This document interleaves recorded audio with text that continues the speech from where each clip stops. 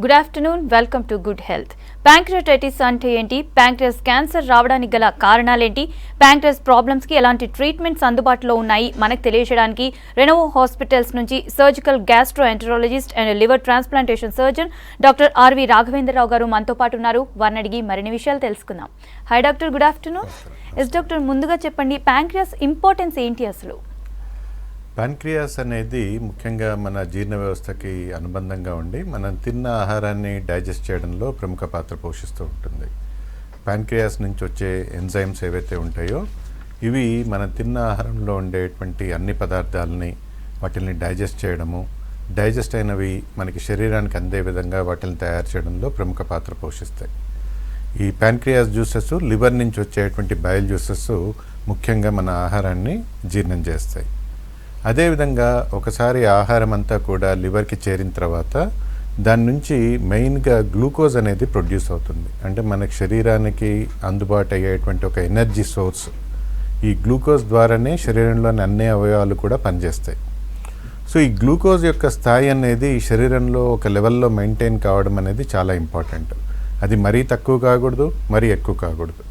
ఈ యొక్క బ్యాలెన్స్ ఏదైతే ఉందో గ్లూకోజ్ బ్లడ్లో సర్క్యులేట్ అయ్యేటువంటి గ్లూకోజ్ యొక్క స్థాయిని కూడా ప్యాంక్రియాస్ నుంచి వచ్చేటువంటి హార్మోన్స్ ఇవి ముఖ్యంగా వీటిని కంట్రోల్ చేస్తుంటాయి.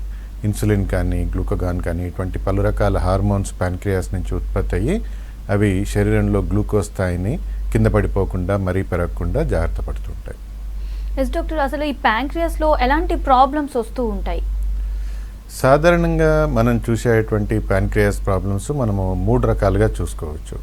ఒకటి, ప్యాంక్రియాస్ గ్రంథి లోపల మనకి ఫ్రీక్వెంట్గా వాపు రావడం, దీన్నే అక్యూట్ ప్యాంక్రియాటైటిస్ అంటాం.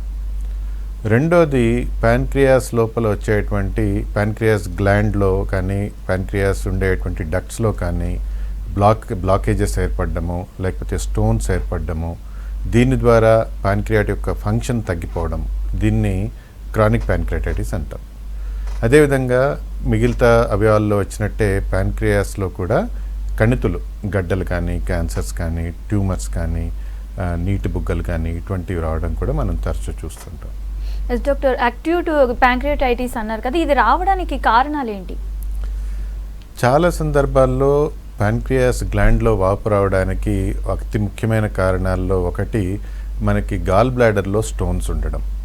అంటే లివరు, బైల్ డక్ట్స్, ప్యాంక్రియాస్ ఇవన్నీ కూడా ఒక యాక్సిస్లో ఉంటాయి, అంటే ఒకే లైన్లో ఉంటాయి. వీటిల్లో ఏ భాగంలో ప్రాబ్లం వచ్చినా మిగతా భాగాలు ఎఫెక్ట్ అవుతూ ఉంటాయి. ముఖ్యంగా గాల్ బ్లాడర్ ఏదైతే బైల్ డక్ట్స్కి అనుబంధంగా ఉండేటువంటి నిల్వ బ్యాగ్ ఏదైతే ఉంటుందో, సంచి లాంటి భాగమో, ఈ గాల్ బ్లాడర్లో స్టోన్స్ ఫామ్ అయినప్పుడు ఆ స్టోన్స్ కిందకి జారి ప్యాంక్రియాస్ గొట్టాలకి అడ్డుపడి దాని మూలంగా ప్యాంక్రియాస్లో వాపు వచ్చే అవకాశాలు ఎక్కువ ఉంటాయి. దీన్నే గాల్ స్టోన్ ప్యాంక్రియాటైటిస్ అంటాం.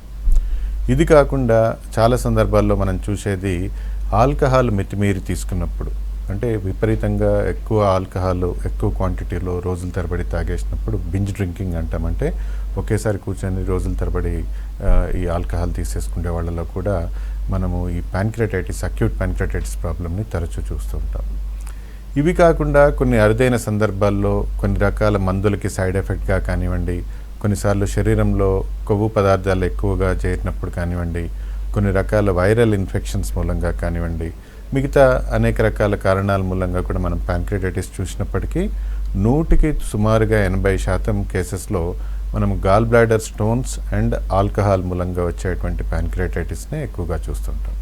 ఎస్ డాక్టర్, అక్యూట్ ప్యాంక్రియాటైటిస్ ఉన్న వాళ్ళకు ఎలాంటి సిమ్టమ్స్ కనిపిస్తాయి? ఇవి అక్యూట్ ప్యాంక్రియాటైటిస్ ఉన్న పేషెంట్స్లో సిమ్టమ్స్ అనేది చాలా ప్రస్ఫుటంగా ఉంటాయి. ముఖ్యంగా ప్యాంక్రియాస్లో ఏ ప్రాబ్లం ఉన్నా కానీ చాలా ప్రస్ఫుటంగా కనిపించేటువంటి రోగ లక్షణం ఒకటి నొప్పి. మరీ పర్టికులర్గా అక్యూట్ ప్యాంక్రియాటైటిస్లో వచ్చే నొప్పి చాలా సివియర్గా వస్తుంది. ఒక విధంగా చెప్పాలంటే శరీరంలో ఏ విధమైన ఇతర కారణం మూలంగా కూడా ఇంత తీవ్రమైన నొప్పి అనేది మనం చూడం. కడుపు పైభాగంలో తీవ్రమైన నొప్పి రావడము, ఆ నొప్పి వెన్నుపూసలోకి వెళ్తున్నట్టు ఒక అనుభూతి కలగడము, ఇది మనం అక్యూట్ ప్యాంక్రియాటైటిస్లో సాధారణంగా చూసేటువంటి అతి ముఖ్యమైన రోగ లక్షణం. అయితే సుమారుగా 100లో 80% కేసెస్లో ఈ నొప్పి తీవ్రత స్లోగా తగ్గిపోతుంది. ఫ్యూ అవర్స్లో లేకపోతే ఫ్యూ డేస్లో అది స్లోగా తగ్గిపోతుంది. కొన్ని తీవ్రంగా మారే కేసుల్లో మాత్రం ఆ నొప్పి తీవ్రత తగ్గదు, అది కంటిన్యూ అవుతూనే ఉంటుంది. నొప్పి తెరలుగా రావడము, నొప్పి తీవ్రత పెరిగిపోవడము.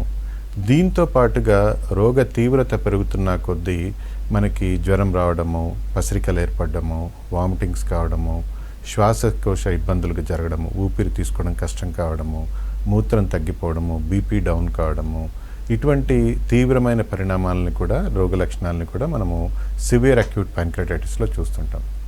100% మందిలో మైల్డ్ పెయిన్ తోటే ఇక ఎటువంటి ఇతర లక్షణాలు లేకుండానే ఈ ప్యాంక్రియాటైటిస్ అనేది సబ్సైడ్ అయిపోతుంది. ఈ ఒక 20% మందిలో మాత్రము ఇది తీవ్రంగా మారి ఇతర తీవ్రమైన రోగ లక్షణాలు కూడా కనిపించే అవకాశం ఉంటుంది. ఎస్ డాక్టర్, దీన్ని ఎలా డయాగ్నోస్ చేస్తారు అండ్ అలానే ఎలాంటి ట్రీట్మెంట్స్ ఉన్నాయి అందుబాటులో ఇప్పుడు? అంటే అక్యూట్ ప్యాంక్రియాటైటిస్లో ముఖ్యంగా గమనించాల్సింది, ఈ రోగ లక్షణాలు కనిపించినప్పుడు వెంటనే ఆ అనుమానంతో మనం వెంటనే కనుక వైద్య సలహా తీసుకుంటే మనం తేలికపాటి రక్త పరీక్షలు ఉంటాయి, సీరం అమెలేజ్ అని, సీరం లైపేజ్ అనేటువంటి పరీక్షలు ఉంటాయి. ఈ పరీక్షలతో పాటుగా కొన్నిసార్లు అల్ట్రాసౌండ్ స్కాన్ లాంటి పరీక్షలు చేస్తే చాలా సందర్భాల్లో ఈ అక్యూట్ ప్యాంక్రియాటైటిస్ని చాలా సులభంగా మనం డయాగ్నోస్ చేయవచ్చు. ఫర్దర్గా ఈ యొక్క అక్యూట్ ప్యాంక్రియాటైటిస్ యొక్క సివియారిటీని గుర్తించడానికి, దాని యొక్క తీవ్రత ఎంత ఉంది, అది ఫర్దర్గా ఏ విధంగా రూపాంతరం చెందబోతుంది, అది సివియర్గా మారబోతుందా లేదా, దాంతో ఇతరత్ర ఇన్ఫెక్షన్లు కానీ, సెప్టిక్ అయ్యే అవకాశాలు కానీ, ఇతరత్ర ఇబ్బందులు కానీ వచ్చే అవకాశం ఉందా అని గుర్తించడానికి మనం సిటీ స్కాను, ఎంఆర్ఐ స్కాను, కొన్నిసార్లు ఎండోస్కోపీ పరీక్షలు, ఇదే విధంగా అవసరాన్ని బట్టి కొన్ని రకాల రక్త పరీక్షలు కూడా మనము, బ్లడ్ కల్చర్స్ కానీ, ఇటువంటి పరీక్షలు, మిగతా అవయవాలు ఎంత ఎఫెక్ట్ అవుతున్నాయి అనేది గుర్తించడానికి కొన్ని రకాల ఇతరత్ర పరీక్షలు కూడా మనం చేయవలసి ఉంటుంది. ఎస్ డాక్టర్, ఇందాక క్రానిక్ ప్యాంక్రియాటైటిస్ గురించి చెప్పారు కదా, అయితే ఇది రావడానికి మేజర్ రీజన్స్ ఏమని చెప్పొచ్చు అంటారు? క్రానిక్ ప్యాంక్రియాటైటిస్కి వచ్చేప్పటికీ చాలా సందర్భాల్లో మనము సాధారణంగా చూసేది, ఈ ఆల్కహాల్కి దీర్ఘకాలంలో అలవాటైనప్పుడు, ఆ ఆల్కహాల్ దీర్ఘకాలంలో తీసుకున్నప్పుడు ఈ ప్యాంక్రియాస్ గ్రంథి లోపల జరిగే మార్పులు, దాని మూలంగా వచ్చేటువంటి ఈ ప్యాంక్రియాస్ గొట్టాల్లో బ్లాకేజెస్ కానీ, స్టోన్స్ ఏర్పడడం కానీ, ఇటువంటి వాటి మూలంగా వచ్చే ఇబ్బంది మనం ఎక్కువసార్లు చూస్తుంటాం. అయితే చాలా చిన్న వయసులో కూడా, ఎటువంటి అలవాట్లు లేనప్పటికీ కూడా, దురలవాట్లు లేనప్పటికీ కూడా, కొన్ని సందర్భాల్లో చాలా చిన్న వయసు పిల్లల్లోనే, 7 సంవత్సరాలు, 8 సంవత్సరాలు, 10 సంవత్సరాల వయసు పిల్లల్లోనే మనము ఈ ట్రాపికల్ ప్యాంక్రియాటైటిస్ అనే ఒక వేరియంట్ని చూస్తుంటాం.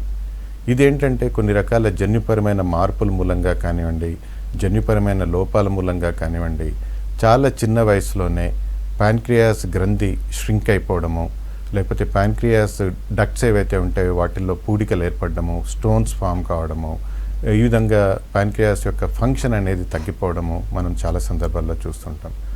దీంతో పాటుగా కొన్ని అరుదైన రీజన్స్, ఆటోఇమ్యూన్ ప్రాబ్లమ్స్ కానివ్వండి, ఇతరత్ర ఇబ్బందుల్లో కూడా కొన్నిసార్లు ఈ క్రానిక్ ప్యాంక్రియాటైటిస్ అనేది మనం చూస్తూ ఉంటాం. ఎస్ డాక్టర్, ఈ క్రానిక్ ప్యాంక్రియాటైటిస్ ఉన్నప్పుడు ఎలాంటి సిమ్టమ్స్ కనిపిస్తాయి? ప్యాంక్రియాస్లో ఏ ప్రాబ్లం ఉన్నా కానీ, అది అక్యూట్ ప్యాంక్రియాటైటిస్ కానివ్వండి, క్రానిక్ ప్యాంక్రియాటైటిస్ కానివ్వండి, ఈవెన్ ప్యాంక్రియాటిక్ క్యాన్సర్ లాంటి ఇబ్బందులు కానివ్వండి, నొప్పి అనేది ఒక ముఖ్యమైన రోగ లక్షణం. మరీ పర్టికులర్గా ఈ క్రానిక్ ప్యాంక్రియాటైటిస్లో ఉండేటువంటి అతి తీవ్రమైన నొప్పి ఏదైతే ఉంటుందో, ఇది ఒక టిపికల్ లక్షణంగా మనం చెప్పుకోవచ్చు. కడుపులో పై భాగంలో తీవ్రమైన నొప్పి రావడము, ఆ నొప్పి వెన్నుపూసలోకి చొచ్చుకుపోతున్నట్టు ఒక అనుభూతి కలగడము. ఒక విధంగా చెప్పాలంటే ఈ రోగి యొక్క జీవన సరళంతా కూడా ఆ నొప్పిని కంట్రోల్ చేయడంలోనే సరిపోతుంది. తీవ్రమైన నొప్పి రావడము, ఆ నొప్పిని కంట్రోల్ చేయడానికి రోజంతా కూడా అదే పనిలో ఉండడము, పిల్లలైతే స్కూళ్ళకి వెళ్ళలేకపోవడము, చదువుకోలేకపోవడం, పెద్దవాళ్ళు పనులకు వెళ్ళలేకపోవడము, దీని ద్వారా ఏంటంటే రోగి యొక్క జీవన సరళంతా కూడా ఆ నొప్పిని కంట్రోల్ చేసుకోవడంలోనే సరిపోతుంది. రాను రాను ఈ నొప్పి యొక్క తీవ్రత పెరగడము, నొప్పి యొక్క ఫ్రీక్వెన్సీ పెరగడము, నొప్పి మరీ తరచుగా రావడం, రోజంతా నొప్పి ఉండడము, రాత్రింబగళ్ళు ఈ నొప్పితో బాధపడము, ఈ విధమైన చాలామంది కేసెస్లో ఈ విధమైన ఇబ్బందులు మనం చూస్తుంటాం. దీని ద్వారా ఏమవుతుందంటే వాళ్ళలో ఆహారం తినాలనేటువంటి ఈ అపిటైట్ అనేది తగ్గిపోతుంది. రెండో వైపు ప్యాంక్రియాస్ గ్లాండ్ ష్రింక్ అయిపోవడం మూలంగా ప్యాంక్రియాస్ ఫంక్షన్ బాగా తగ్గిపోతుంది. దాని మూలంగా ఏమవుతుందంటే తినలేరు, తిన్నా కానీ తిన్నది ఆహారం అరగదు, అరిగింది శరీరానికి వంట పట్టదు. దీని మూలంగా బాగా బరువు తగ్గిపోవడము, నొప్పితో పాటు బరువు తగ్గడం అనేది ఒక తీవ్రమైన లక్షణంగా మనం గుర్తించాలి. రోగ తీవ్రత పెరుగుతున్న కొద్దీ పసిరికలు ఏర్పడము, దాంతోపాటుగా వామిటింగ్స్ కావడము, మల విసర్జనలో నల్లగా పోవడము, అదేవిధంగా మల విసర్జనలో ఒక్కొక్కసారి చమురు ఆయిల్ బాగా లాస్ అయిపోవడం, అంటే తిన్నది అరగక తిన్న ఆహారంలో ఉన్నటువంటి ఆయిల్ లాగానే బయటికి వెళ్ళిపోతుంది.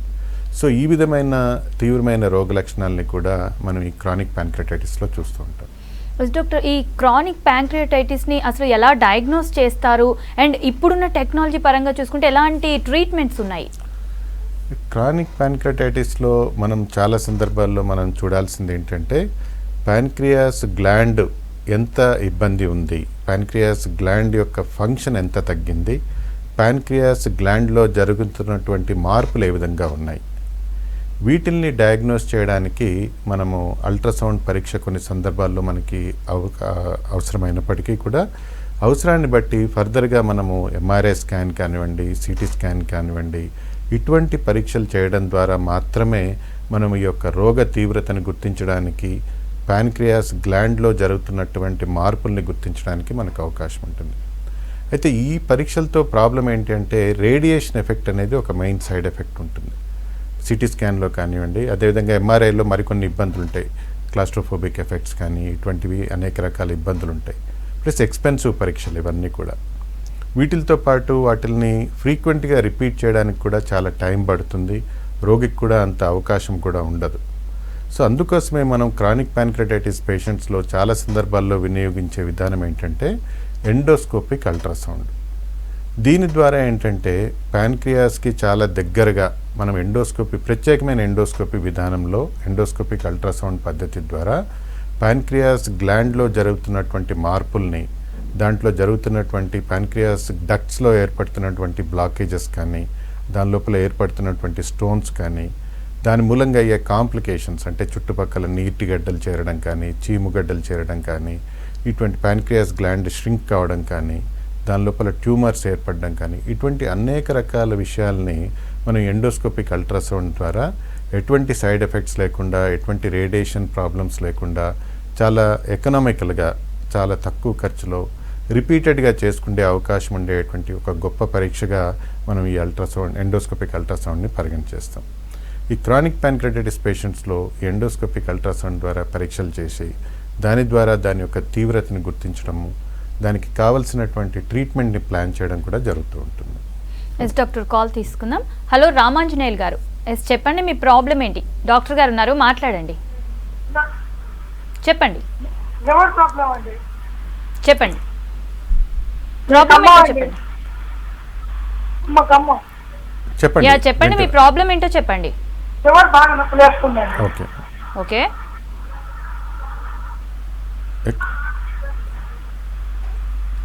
ఇంకా క్లియర్ గా చెప్పండి మీ ప్రాబ్లం ఏముందో. Okay okay okay doctor, pancreas cancer రావడానికి రీజన్స్ ఏంటి? ఇందాక ప్యాంక్రియాస్ ప్రాబ్లమ్స్ లో ఒక ప్యాంక్రియాస్ క్యాన్సర్ కూడా ఒక ప్రాబ్లమ్ అని అన్నారు కదా, ఇది రావడానికి రీజన్స్ ఏమని చెప్పొచ్చు అంటారు? ప్యాంక్రియాస్ క్యాన్సర్ ఎందువల్ల వస్తుందనేది చాలా సందర్భాల్లో స్పెసిఫిక్గా చెప్పడానికి చాలా కష్టం. అంటే మిగతా భాగాల్లో క్యాన్సర్ రావడానికి చాలా సందర్భాల్లో రీజన్స్ అనేది మనకి తెలుస్తాయి, కానీ ప్యాంక్రియాటిక్ క్యాన్సర్కి స్పెసిఫిక్గా ఇది రీజన్ అని చెప్పడము 100% కేసుల్లో చాలా కష్టం. చాలా సందర్భాల్లో ఏంటంటే కొన్ని రకాల జన్యుపరమైన మార్పులు జరుగుతూ ఉంటాయి ప్యాంక్రియాస్ లోపల. ఈ మార్పుల్ని కొన్నిసార్లు మనకున్నటువంటి అలవాట్లు, ముఖ్యంగా ఆల్కహాల్ కానీ, స్మోకింగ్ కానీ, కొన్ని రకాల ఆహార లోపాలు కానీ, ముఖ్యంగా విటమిన్ సి లోపాలు, ఇటువంటివి they in fact reinforce that defect అనమాట. అంటే ప్యాంక్రియాస్లో ఈ జన్యుపరమైన లోపాలు జరగడానికి ఇవి ప్రోద్బలం చేకూరుస్తాయి. దాని ద్వారా ప్యాంక్రియాస్ గ్లాండ్లో చాలా సందర్భాల్లో క్యాన్సర్ రావడం అనేది మనం చూస్తుంటాం. కొన్నిసార్లు ఏంటంటే మనకి క్రానిక్ ప్యాంక్రియాటైటిస్ ఉండి, అంటే ఇంతకుముందు మనం చెప్పుకున్నట్టు ఆల్కహాల్ ఎక్కువగా తీసుకోవడము, దీర్ఘకాలంలో ఆల్కహాల్ అలవాటు ఉన్న వాళ్ళలో, వీళ్ళల్లో గ్లాండ్ లోపల క్రానిక్ ప్యాంక్రియాటైటిస్ ఏర్పడి దాని లోపల ఈ యొక్క క్యాన్సర్ వచ్చే అవకాశాలను కూడా మనం చూస్తుంటాం. అయితే ఏదేమైనా కానీ మనకు కనుక జీవన శైలి సరిగ్గా ఉండి మనకు ఈ స్మోకింగ్, ఆల్కహాల్కి దూరంగా ఉంటే చాలా సందర్భాల్లో ప్యాంక్రియాటిక్ క్యాన్సర్ వచ్చే అవకాశాలను తగ్గించవచ్చు. ఎస్ డాక్టర్, ఈ ప్యాంక్రియాటిక్ క్యాన్సర్ ఉంది అని ఎలా తెలుస్తుంది? ఎలాంటి సిమ్టమ్స్ కనిపిస్తాయి? ప్యాన్క్రియాస్ క్యాన్సర్లో మనము ముఖ్యంగా గుర్తుపెట్టుకోవాల్సింది ఏంటంటే తీవ్రమైన కడుపులో నొప్పి, కడుపు పైభాగంలో నొప్పి వచ్చి ఆ నొప్పితో పాటు గనక బరువు తగ్గిపోతూ ఉంటే, రోగి గనక వెయిట్ లాస్ ఎక్కువగా ఉంటే కంపల్సరీగా క్యాన్సర్ని పరిగణనలోకి తీసుకోవాలి. ఏదైనా సరే ఎప్పుడైనా బరువు తగ్గుతున్నారు మనిషి అంటే వెంటనే వైద్య పరీక్షలు చేయించుకోవడం చాలా ఇంపార్టెంట్. అది కాకుండా ఈ నొప్పితో పాటు షుగర్ ఉన్న పేషెంట్స్లో షుగర్ ఫ్లక్చుయేషన్స్, అంటే అప్పటి వరకు షుగర్ కంట్రోల్లో ఉంటుంది, దాని తర్వాత ఉన్నటువంటి షుగర్ ఫ్లక్చుయేషన్స్, మందులు పనిచేయవు, షుగర్ యొక్క ఫ్లక్చుయేషన్స్ ఎక్కువగా వస్తూ ఉంటాయి, వెంటనే డయాబెటాలజిస్ట్ని కలిసి కావాల్సినటువంటి పరీక్షలు చేయించుకోవడం చాలా ఇంపార్టెంట్. సో కడుపులో నొప్పితో పాటు ఇతరత్ర ఏ లక్షణాలు ఉన్నా కానీ, బరువు తగ్గడం కానీ, షుగర్ ఉన్న పేషెంట్స్లో షుగర్ ఫ్లక్చుయేషన్స్ ఉండడం కానీ, షుగర్ లేని వాళ్ళలో కొత్తగా షుగర్ రావడం, ఈ కడుపులో నొప్పితో పాటు షుగర్ కొత్తగా బయటపడడం, ఇవి కూడా తీవ్రమైన లక్షణాలుగా మనం చెప్పుకోవాలి. దీంతోపాటు ఈ క్యాన్సర్ యొక్క తీవ్రత పెరుగుతున్న కొద్దీ జాండీస్ ఏర్పడము, లేకపోతే వామిటింగ్స్ కావడము, బ్లడ్ వామిటింగ్స్ కావడము, మల విసర్జనలో నల్లగా బ్లడ్ పోవడము, ఇటువంటి తీవ్ర లక్షణాలు కూడా కొన్నిసార్లు కనిపించే అవకాశం ఉంటుంది. ఎస్ డాక్టర్, నెక్స్ట్ కాల్ తీసుకుందాం. హలో వేణుగోపాల్ గారు, ఎస్ చెప్పండి మీ ప్రాబ్లం ఏంటి? డాక్టర్ గారు ఉన్నారు, మాట్లాడండి. సార్ నమస్తే. నమస్కారం అండి. అయితే ఒక 2 days నుంచి నాకు ఈ స్టమక్ పైన నొప్పి వస్తుంది సార్. ఓకే. 3 days అవుతుంది, 2-3 days అవుతుంది. ఓకే. అయితే కంప్లీట్ అబ్డామిన్ స్కానింగ్ చేపిస్తాం మొన్న. ఓకే. అయితే అందులో అంతా బాగానే ఉంది. అయితే సీరం బిల్బిరం ఆ రిపోర్ట్ 1.8 ఉంది సార్. ఓకే. అది ఇప్పుడు కొంచెం తక్కువ ఉంది, ఆకలి లేదు, నిద్ర లేదు. ఓకే. అంటే సాధారణంగా ఈ విధంగా అంటే మైనర్గా రీసెంట్గా ఒక 2-3 days నుంచి ఈ విధంగా ఇబ్బంది ఉండడము, దాంతో పాటు కొంచెం ఒళ్ళు నలతగా ఉండడము, దీనికి పెద్దగా కంగారు పడాల్సింది ఏం లేదండి. అయితే అల్ట్రాసౌండ్ పరీక్ష కూడా నార్మల్గా ఉంది. లివర్ ఫంక్షన్ టెస్ట్లో బిల్రూబిన్ అనేది 1.8 ఉంది అన్నారు. అయితే మిగతా లివర్ ఫంక్షన్ ఎట్లా ఉంది అంటే దాని లోపల లివర్లో ఉండేటువంటి లివర్ ఫంక్షన్ టెస్ట్లో ఓన్లీ బిల్రూబినే కాకుండా మనం ఎంజైమ్ అనాలిసిస్ చేస్తాం. ఎంజైమ్స్ ఎస్జిఓటి అని, ఎస్జిపిటి అని, ఆల్కలైన్ ఫాస్ఫేటేజ్ అని, గామాజిటి అని, ఇటువంటివన్నీ కూడా పరీక్షలు ఉంటాయి. ఆ కంప్లీట్ ఎల్ఎఫ్టి టెస్ట్ ఎట్లా ఉంది అనేది ఒకసారి నాకు వాట్సాప్ చేయడం కానీ, నాకు ఫోన్ చేసి చెప్పడం కానీ చేయండి. దాంతోపాటుగా అవి కనుక నార్మల్గా ఉంటే ఎటువంటి కంగారు పడాల్సిన విషయం లేదు. చాలా సందర్భాల్లో నీళ్లు అది బాగా తీసుకొని మనం ఫర్దర్గా ఎటువంటి మందులు కూడా దీనికి అవసరం పడదు. ఒకవేళ కనుక సిమ్టమ్స్ పర్సిస్టెంట్గా ఉంటే, అంటే కడుపులో నొప్పి ఉండడము, అదేవిధంగా ఒక 2 weeks ఆగి మళ్ళీ ఎల్ఎఫ్టి టెస్ట్ చేయించండి. దాంట్లో కూడా ఇంకా బిల్లురుబిన్ లెవెల్స్ కనుక హైయే ఉంటే కనుక మీరు వీలైతే ఒకసారి హైదరాబాద్ రండి. నేను ఇక్కడ బంజారాయిల్స్ రోడ్ నెంబర్ 12లో national institute of gastroenterology and liver diseases Renova NIGL అనే హాస్పిటల్లో ఉంటాను. మీరు వస్తే మనం చూసుకొని ఫర్దర్గా దీనికి ఎటువంటి పరీక్షలైనా చేయాలా, లేకపోతే తేలికపాటి మందులు వాడితే సరిపోతుందా అనేది చూడవచ్చు. ఎస్ డాక్టర్, నెక్స్ట్ కాల్ తీసుకుందాం. హలో రాము గారు, ఎస్ చెప్పండి మీ ప్రాబ్లం ఏంటి? డాక్టర్ గారు ఉన్నారు, మాట్లాడండి. మేడం నమస్తే. మేడం నమస్కారం. చెప్పండి. సార్ తో మాట్లాడానమ్మా. చెప్పండి సార్. నమస్తే. నమస్తే సార్, నేను మన బెద్దూరు జిల్లా, ఆదిలాబాద్ జిల్లా, మంచిర్యాల జిల్లా అయింది. ఇప్పుడు నేను నెన్నెలబాద్ నుంచి రామ్ మాట్లాడుతున్నా. చెప్పండి. అసలు సార్ డైలీ 5 km రన్నింగ్ చేస్తే క్యాన్సర్ వస్తుందా? ఏమండి మళ్ళీ ఒకసారి చెప్పండి. డైలీ 5 km రన్నింగ్ చేసే వారికి క్యాన్సర్ వస్తుందా రాదా? రన్నింగ్ చేసే వాళ్ళకి క్యాన్సర్ వస్తుంది. ఓకే ఓకే సార్ చెప్పండి. ప్యాంక్రియాటిక్ క్యాన్సర్ ఉన్న వాళ్ళని ఎలా డయాగ్నోస్ చేస్తారు అండ్ ఇప్పుడున్న లేటెస్ట్ ట్రీట్మెంట్స్ ఏంటి? ప్యాంక్రియాస్ క్యాన్సర్లో జనరల్గా ఏంటంటే మనము బయాప్సీ పరీక్షలు చేయడం అనేది కొంచెం ఇబ్బందికరమైన విషయం.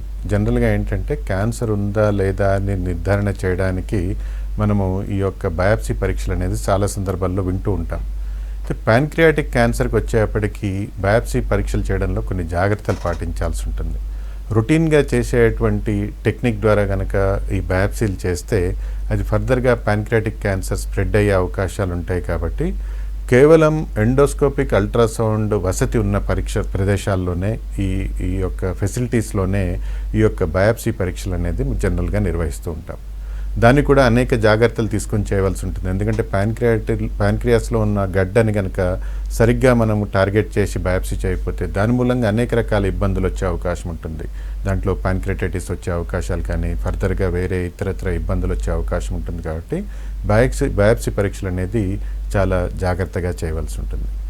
ఈ బయాప్సీ నిర్ధారణ అయిన తర్వాత మరికొన్ని సందర్భాల్లో ఏంటంటే మనం కొన్ని రకాల బ్లడ్ టెస్ట్ల ద్వారా కూడా క్యాన్సర్ని నిర్ధారణ చేయవచ్చు. CA 19.9 అని, అదేవిధంగా మరికొన్ని పరీక్షలు ఉంటాయి. వాటి ద్వారా ఈ క్యాన్సర్ని పూర్తిగా డయాగ్నోస్ చేయడానికి అవకాశం ఉంటుంది.